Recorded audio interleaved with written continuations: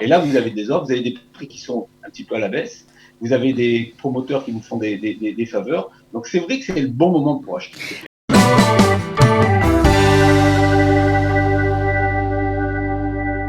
On voudrait profiter de votre présence pour faire le point sur le marché immobilier en Israël. Quelles ont été les conséquences du corona sur les ventes, sur les locations? Est-ce que c'est la crise totale ou est-ce que finalement le marché se maintient?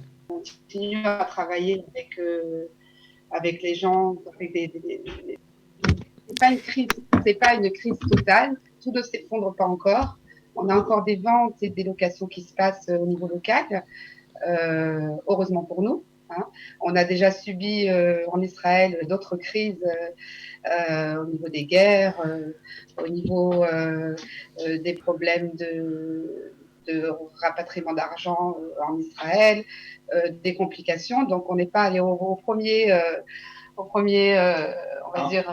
Non, en fait, il faut peut-être distinguer. On va parler d'abord des locations, ensuite des ventes.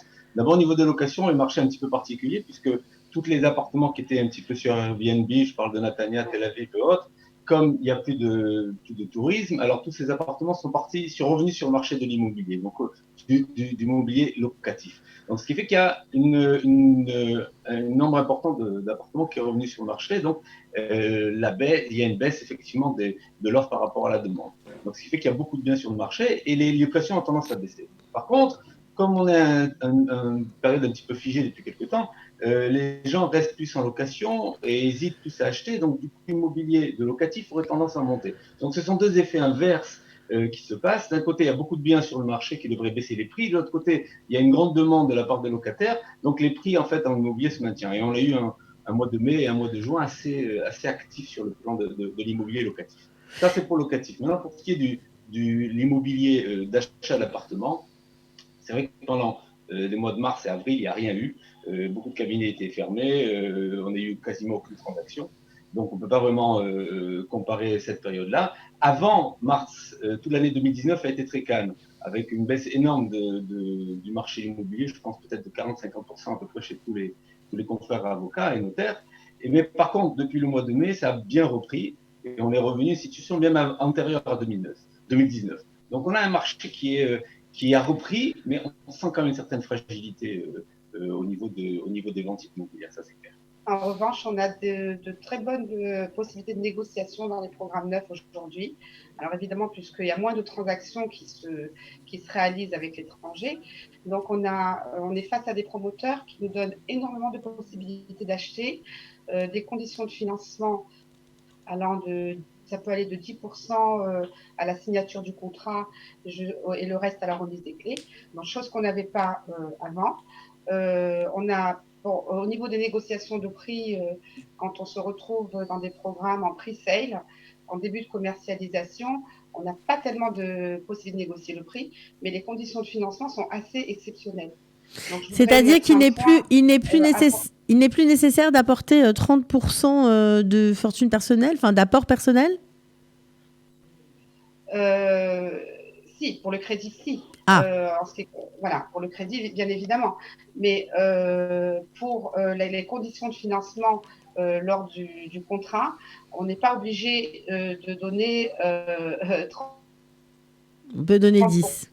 À la signature du contrat. C'est-à-dire que si vous avez par exemple un Kablan, un promoteur immobilier qui a du stock, qui a beaucoup de biens à vendre, effectivement, il sera enclin en ce moment à vous donner des faveurs du style 20 à la signature, 80 à la remise des clés, voire même obtenu. 20, c'était au départ, c'était décidé il y a quelques mois avant le corona. Il y a même obtenu même 15, 85. Donc c'est vrai que pour encourager les ventes, et les promoteurs qui ont besoin de vendre, qui ont du stock, ils font des offres qui sont assez inimaginables et qu'on ne pensait pas pouvoir les faire il y a quelque temps. Et c'est tout l'intérêt d'un marché de crise. Il faut être clair que c'est vrai qu'on est un petit peu en crise, ça c'est clair, on va pas se cacher, se voiler la face. Mais ces crises en Israël, elles sont un petit peu malheureusement nécessaires. Ça permet un petit peu d'assainir le marché, ça permet à des gens qui ne pouvaient pas acheter avant, parce que le marché était très haut, de pouvoir acheter maintenant. Et c'est justement maintenant que les gens peuvent rentrer. C'est une fenêtre. On va dire qu'on a une fenêtre d'opération qui permet à certaines personnes qui ne voulaient pas acheter à les prix un petit peu gonflés, et ben de rentrer. Donc c'est un petit peu le moment. Et là, vous avez des offres, vous avez des prix qui sont un petit peu à la baisse, vous avez des promoteurs qui vous font des faveurs. Donc c'est vrai que c'est le bon moment pour acheter. Alors justement, là, vous nous durer, avez parlé on va dire, du marché de l'immobilier neuf. Maintenant, pour ce qui est des deuxièmes mains, je ne sais pas comment vous pouvez appeler ça, mais des logements, voilà, exactement, qui n'ont pas été construits par des promoteurs, qui sont revendus par des particuliers. Est-ce que c'est le moment de vendre pour eux, et est-ce que il va y avoir de l'intérêt si leur appartement est mis en vente? Disons que c'est un petit peu toute la problématique. Lorsqu'une personne n'a pas spécialement besoin de vendre, je parle d'un cas extrême, des fois, malheureusement, il y a des cas de divorce ou quoi que ce soit, les successions, ou des gens qui ont acheté quelque chose et ils ont besoin de vendre. Quand il n'y a pas besoin de vendre, il est évident que les gens vont s'abstenir pour le moment, vont se retenir, ils vont attendre que le marché s'améliore un petit peu. Donc, il se crée un phénomène où les personnes qui avaient l'intention de vendre, ils sont pas prêts à brader leurs produits, donc ils le retiennent, ils mettent pas leurs produits sur le marché. Donc du coup, les prix qu'on pensait pouvoir obtenir à la baisse, ben ils sont pas forcément à la baisse. Donc seuls les gens qui sont obligés de vendre vont vendre. Les gens qui ne le sont pas obligés, ben, ils vont attendre. Mais ils vont vendre à perte, d'après vous, ou ils obtiendront le juste prix? Encore une fois, le marché est un peu gonflé depuis quelques années. On va dire, je dis n'importe quoi, un produit qui était à 2 millions, il était présenté à 2 millions 3, 2 millions 4. Son prix normal était 2 millions. Il pouvait passer à 2 millions, 2 millions 3 il y a un an ou deux. Maintenant, ça passe pas. On peut pas vendre à 20, 10%, 20% au-dessus du marché. Donc, il revient à son prix normal. Donc, on peut dire que les prix ont tendance à un petit peu baisser, mais ils reviennent à un prix normal. Mais on n'est pas, comme certains clients nous disent parfois, on peut avoir 30%, 50% de baisse. C'est pas réaliste. Oui, les gens s'imaginent que le phénomène Corona va faire baisser énormément les biens. Et moi, personnellement, je ne pense pas. Je pense qu'il va y avoir, oui, une stagnation au niveau des biens, et que dès que l'ouverture des frontières va avoir lieu, alors il va y avoir une hausse des prix. D'ailleurs, on a pu voir juste après comment ça s'appelle, le déconfinement, juste après le déconfinement, on a vu les affaires repartir comme si de rien n'était. Mais d'ailleurs, on l'avait vu après les différentes guerres qu'on a eues, que ce soit en 2006, 2014, 2008.